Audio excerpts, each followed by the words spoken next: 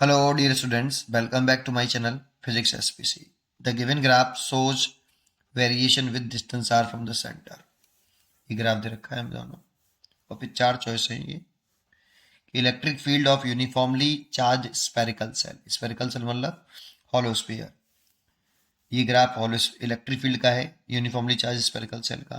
Potential of the uniformly charge spherical shell का, तो ये पोटेंशियल का है स्पेरिकल सेल का। ठीक है, इलेक्ट्रिक फील्ड है यूनिफॉर्मली चार्ज स्फीयर। अब यहाँ प्रॉब्लम है ना, potential of the uniform charge sphere. अब ये इस जगह पे प्रॉब्लम है कि यहाँ पे बताया नहीं कि ये चार्ज स्फीयर जो है ये सॉलिड स्फीयर है या सॉलिड नॉन कंडक्टिंग स्फीयर है या सॉलिड हॉलो कंडक्टिंग स्फीयर है, कैसा स्फीयर है, हॉलो है, सॉलिड है, नॉन कंडक्टिंग है, कैसा कोई जानकारी नहीं। लेकिन यहाँ पे भी कंडक्टिंग और नॉन कंडक्टिंग की जानकारी नहीं, लेकिन स्पेरिकल सेल तो कहा है। ठीक है, तो इस क्वेश्चन को जरा समझते हैं। सोल्यूशन। सबसे बड़ी प्रॉब्लम बच्चों की यही होती है कि कुछ कहा तो है नहीं कि कौन सा conducting non conducting solid non hollow. यहाँ पे हॉलो कहती है लेकिन कंडक्टिंग नॉन कंडक्टिंग का जरा समझते हैं। देखो तीन केस होते हैं हमारे।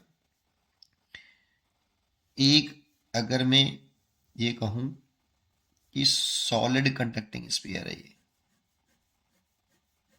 मटेरियल है, यहाँ पे मसाला है। ठीक है, सॉलिड कंडक्टिंग स्फीयर। तो जब किसी सॉलिड कंडक्टिंग स्फीयर को, इंपॉर्टेंट है, कंडक्टिंग स्फीयर को चार्ज देते हैं तो वो सारा चार्ज उसके आउटर सरफेस पे डिस्ट्रीब्यूट होता है बेटा। किसी भी कंडक्टिंग स्फीयर को आप चार्ज दो, सॉलिड हो हॉलो हो, वो अपने आप ऑटोमेटिक अपने आप कहाँ पर डिस्ट्रीब्यूट होता है, आउटर सरफेस पर डिस्ट्रीब्यूट होता है। एक, अगर ये हॉलो कंडक्टिंग स्फीयर होता, दैट मीन्स स्फेरिकल सेल होता, थिन, इसकी radius R nought, thin conducting spherical shell मतलब hollow sphere, hollow conducting sphere.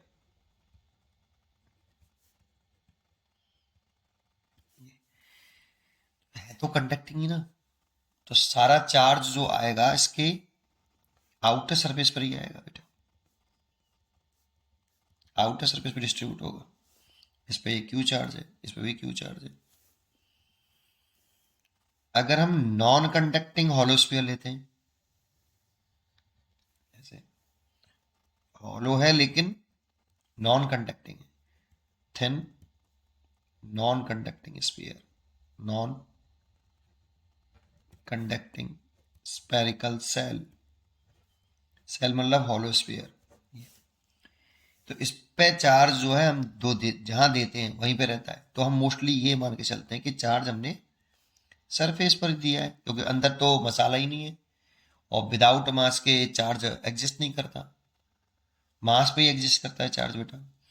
तो ये चार्ज जो मैंने इसको दिया होगा, रखा नहीं दिया होगा, वो सरफेस पे ही दिया होगा क्योंकि वहीं पे मास एग्जिस्ट कर रहा है। और वहां पर रख सकते थे बीच में, रखने के लिए देने की बात चल रही है। एक कैपिटल क्यू चार्ज। अब देखो इन तीनों में अगर तुम ध्यान से देखोगे तो चार्ज का डिस्ट्रीब्यूशन, मास से कोई मतलब नहीं है भाई, चार्ज का डिस्ट्रीब्यूशन सब जगह पे बिल्कुल एक जैसा सिमेट्री। इन तीनों के फॉर्मूले, इलेक्ट्रिक फील्ड के, पोटेंशियल के फॉर्मूले बिल्कुल सेम होते हैं तीनों के। लेकिन अलग किसका होता है, सॉलिड नॉन कंडक्टिंग स्फीयर का फॉर्मूला अलग होता है और इन सब के तीनों के सेम होते हैं। ये इन तीनों में सिमिलरिटी होगी बेटा, बिल्कुल इलेक्ट्रिक फील्ड पोटेंशियल सब में सिमिलरिटी होगी। अब कहाँ पर होता है जरा देख ले, कोई भी एक ले लो, कि इनमें से कोई भी एक ले लो, कि इन तीनों में से कोई सा भी ले लेना, इन तीनों की बात कर रहा हूँ। इस पर चार्ज क्यू, इस पर charge Q, radius R naught. तो तीन पॉइंटों पर अगर हम पोटेंशियल निकालते हैं, ये आउटसाइड वाला पॉइंट हो गया, एक सरफेस पे निकालते हैं अगर ये आर नॉट है, इस पर क्यू चार्ज है, क्यू चार्ज है, सरफेस पे निकालते हैं, ये आर हो गया। और एक अनसाइड इनसाइड निकालते हैं, तीनों में से कोई सा भी ले लो, एक इनसाइड निकालते हैं, क्यू चार्ज है और आर नॉट डिस्टेंस है, और इनसाइड इस वाले पॉइंट पे निकालते हैं। तो पहले आउटसाइड ले लेते हैं, जहां स्मॉल आर ग्रेटर देन है आर नॉट से। तो इस जगह पर इलेक्ट्रिक फील्ड की जो वैल्यू होती है आउटसाइड में, के क्यू ओवर सेंटर से आउटसाइड वाले पॉइंट तक की डिस्टेंस, और पोटेंशियल जो होता है के क्यू सेंटर से आउटसाइड वाले पॉइंट तक का डिस्टेंस। डिस्टेंस पे ध्यान देना होता है कि कौन सी डिस्टेंस लेते हैं। और सरफेस पे जब निकालते हैं तो यहाँ पे आर और आर नॉट बराबर हो गया, ई बराबर के क्यू सेंटर से सरफेस तक की डिस्टेंस का स्क्वायर। सरफेस तक की डिस्टेंस लेते हैं, इसमें सेंटर से आउटसाइड पॉइंट तक की डिस्टेंस लेते हैं, के क्यू ओवर सरफेस तक की डिस्टेंस। अगर इनसाइड निकालते हैं तो r less than r naught. तो अगर इनसाइड निकालने हैं और इसमें दिए हुए चार्ज की वजह से, रखे हुए चार्ज की उसकी बात नहीं कर रहे, दिए हुए चार्ज की वजह से जो इनसाइड होता है इलेक्ट्रिक फील्ड जीरो होता है एवरीवेयर, और जो पोटेंशियल होता है इनसाइड एवरीवेयर उस सरफेस के बराबर होता है, आउटर सरफेस के बराबर होता है, मतलब कांस्टेंट होता है। कितना होता है? इनसाइड किसी भी पॉइंट पे निकाल लो, के क्यू ओवर आर नॉट ही रहेगा, कांस्टेंट रहेगा। अगर हम इसके बेसिस पर इसका ग्राफ बनाते हैं इन में से, तो बेटा अगर मैं इलेक्ट्रिक फील्ड का ग्राफ बनाऊं, ये आर है और ये इलेक्ट्रिक फील्ड है, यहाँ पे आर जीरो है, यहाँ पे स्मॉल आर आर नॉट के बराबर है। तो देखो अंदर तो इलेक्ट्रिक फील्ड जब आर की जो वैल्यू है आर नॉट से छोटी है या बराबर छोटी है तो इलेक्ट्रिक फील्ड जीरो रहा है, तो इलेक्ट्रिक फील्ड जीरो रहेगा।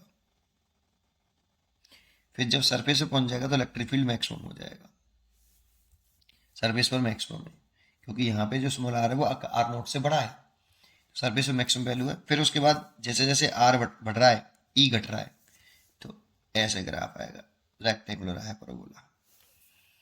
तो देखो इससे तो मैच ही नहीं कर रहा हमारा ग्राफ, तो इसका पक्का हो गया कि ये इन तीनों में से, चाहे सॉलिड कंडक्टिंग स्फीयर हो, थिन हो, नॉन कंडक्टिंग हो, इन तीनों में से तो किसी का भी इलेक्ट्रिक फील्ड ग्राफ तो है ही नहीं, तीनों में से नहीं है। ठीक है, पोटेंशियल का ग्राफ देखें तो पोटेंशियल का ग्राफ बनाए, ये distance r naught, sorry r, और ये डिस्टेंस इलेक्ट्रिक पोटेंशियल, यहाँ पे आर नॉट। तो देखो इलेक्ट्रिक पोटेंशियल इनसाइड और सरफेस पर कांस्टेंट है, और फिर जैसे ही बाहर गए तो आर बढ़ने पर पोटेंशियल घट रहा है, इनवर्स रिलेशन है। तो इसीलिए इसका ग्राफ जो आएगा सरफेस तक तो कांस्टेंट होगा, जीरो नहीं है। ऐसे यहाँ पे जो पोटेंशियल है वो के क्यू ओवर आर नॉट है।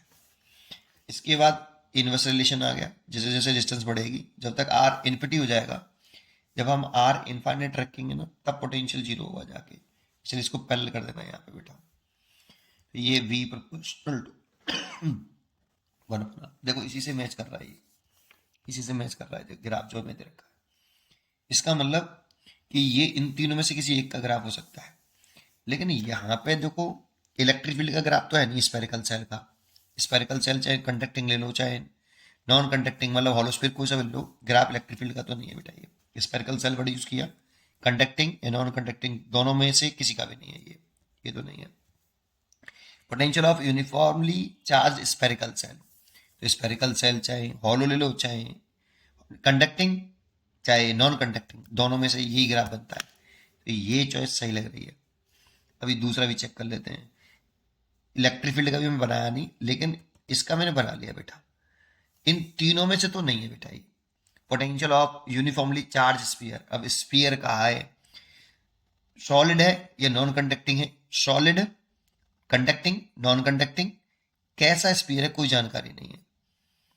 तो इन तीनों में से तो फ्री भी नहीं है ना ग्राफ पोटेंशियल का, है ना, सॉरी इन तीनों में से है ना ही इसका, लेकिन ये जानकारी नहीं ना पूरी कंप्लीटली अच्छी जानकारी। चलो एक चीज और चेक कर लेते हैं, पहले एक चीज और समझते हैं।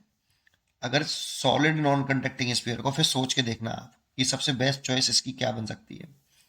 अगर ये सॉलिड नॉन कंडक्टिंग स्फीयर होता, सॉलिड है और नॉन कंडक्टिंग है, तो इसकी रेडियस आर नॉट है, इसकी रेडियस आर नॉट है, और नॉन कंडक्टिंग है तो इसका चार्ज यूनिफॉर्मली डिस्ट्रीब्यूट है इसके इनसाइड एवरी पॉइंट पर, ऐसे।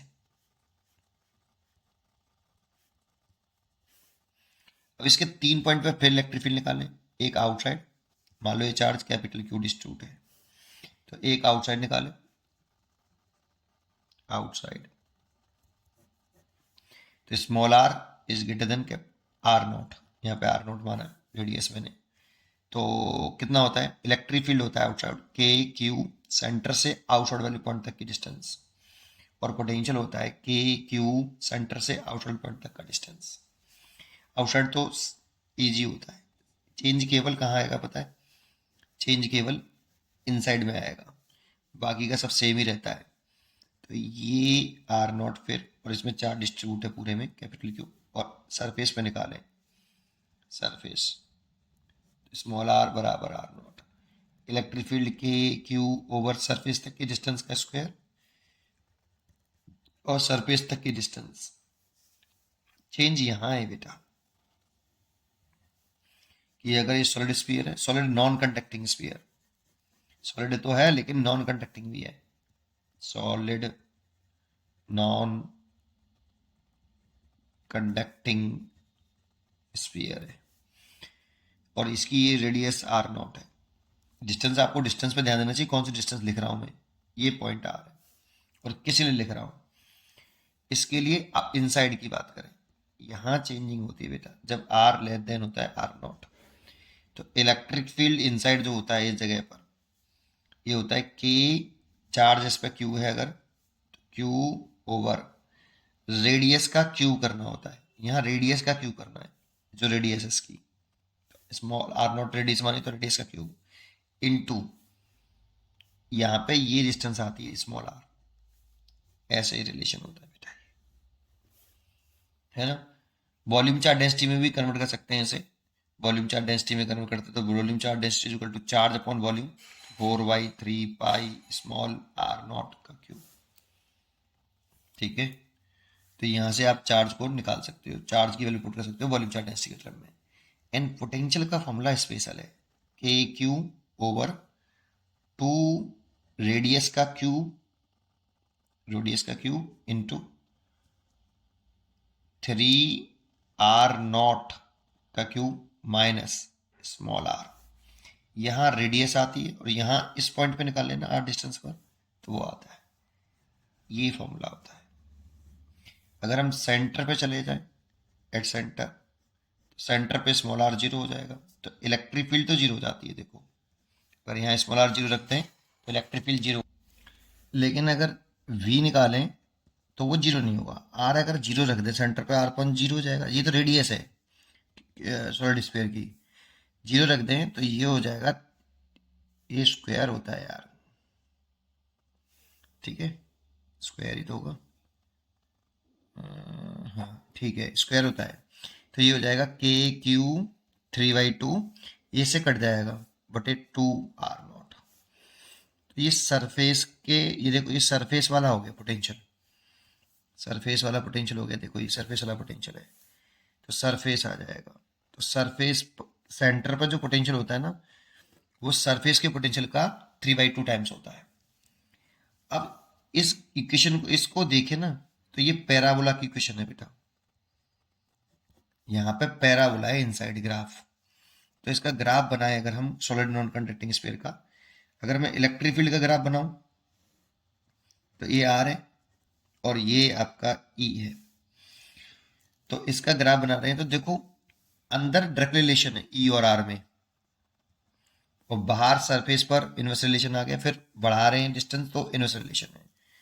तो सर आर बराबर आर नॉट तक तो ग्राफ स्ट्रेट लाइन जाएगा ऐसा, क्योंकि डायरेक्ट रिलेशन है, और सेंटर पे जीरो है इसलिए जीरो से शुरू किया है, फिर यहाँ से इनवर्स रिलेशन है, रेक्टेंगुलर हाइपरबोला है ऐसे, और जब तक हम आर इन्फिनिटी नहीं रखेंगे तब तक ई जीरो नहीं होगा, तो सॉलिड नॉन कंडक्टिंग का ग्राफ ये होगा। तो इससे तो मैच नहीं कर रहा भाई, तो इलेक्ट्रिक फील्ड तो ग्राफ है नहीं सॉलिड स्फीयर का।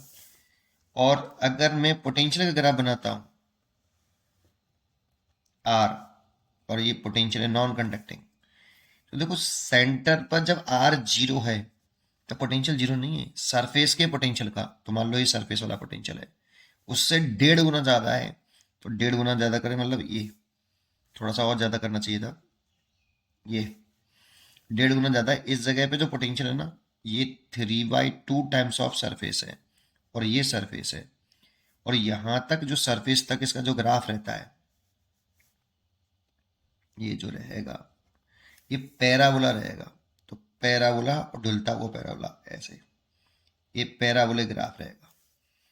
फिर सरफेस पर पहुंच गए, यहाँ पर ये तो यहाँ पे एक ही तो वैल्यू होगी, सिंगल वैल्यू सरफेस पे, तो फिर यहाँ पे वैल्यू चेंज होंगी, आर बढ़ाएंगे तो पोटेंशियल घटेगा। और रिलेशन इनवर्स रिलेशन है, रेक्टेंगुलर हाइपरबोला आएगा। इसके बाद यहाँ पे आके रेक्टेंगुलर हाइपरबोला आ जाएगा ऐसे, और ये इन आर इन्फिनिटी पर रहने पर जीरो होगा। तो इसका ग्राफ ऐसे होता है। अब सोचो, ये सब हमने पढ़ लिए, तो इससे मैच कौन सा कर रहा है? ये तो इन दोनों का तो कर ही नहीं रहा, solid conducting non conducting sphere का तो कर ही नहीं रहा। इन तीनों में से अगर सोचूं तो यहां जानकारी ही नहीं है कि ये चार्ज स्फीयर सॉलिड है या कंडक्ट नॉन सॉलिड है, नॉन कंडक्टिंग है, कंडक्टिंग है, कोई जानकारी नहीं। तो मेरे को बेस्ट चॉइस इसमें ये लग रही है, क्योंकि यहाँ पे भले ही जानकारी नहीं है हमें कि वो कंडक्टिंग और नॉन कंडक्टिंग, लेकिन स्पेरिकल सेल की तो जानकारी है, कम से कम हॉलो स्फीयर है। दोनों में से कोई सा भी हो, सेम रिजल्ट होता है। इसीलिए सबसे बेस्ट चॉइस इसकी बी ही है। तो बी इज करेक्ट चॉइस। उम्मीद करता हूँ कि आपको ये क्वेश्चन जरूर समझ में आया होगा। यही नहीं, इस टाइप इसके जितने भी ग्राफ वाले क्वेश्चन है सब एक क्वेश्चन से ही क्लियर हो जाएंगे सारे आपके। अगर आपने ध्यान से सुना है तो सारे क्लियर हो जाएंगे, ग्राफ वाले क्वेश्चन जितने भी आते हैं फॉर्मूले बेस्ड होते हैं। पढ़ते रहिए और खुश रहिए।